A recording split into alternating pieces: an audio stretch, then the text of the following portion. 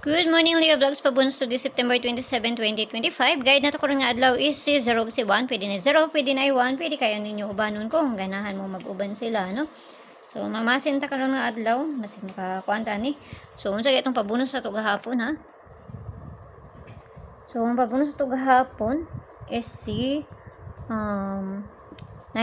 Munin pabunus sa to gahapon, no? 920 ang pabalian na niya. Munin pabunus sa to gahapon. So, pair na to karon nga adlaw kay si 93. Muna itong pair, nakapares na dito sa Inday. At doon ang ninyo dito, basi ganahan mo, ana. Hindi mo ganahan, ayaw lang yung siya abay. Kung layo na sa inyo, ha. Kung paminaw ninyo nga layo sa inyo, ha. Kung doon sa inyo, ha, parisiran ninyo kung ganahan mo, parisan siya. So, kana, din to sa pabunus kay dahil ang tamang hatag. Sa mga hatag diri kay paspas kayo. Ayam ko lang mo sa best friend to gahapon na si 84, ha.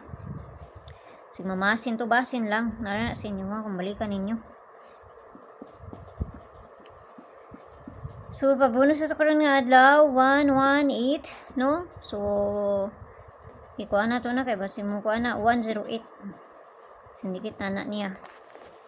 So, kana lang. Nara sa inyo kung ganahan mo, ana. Kung ganahan ra. Ako lang, iparisan na nga to ang kuhaan karon nga adlaw. Kanang guide na to karon nga adlaw nga si 0 si 1. Ako mangud kay tiguban manggod ko.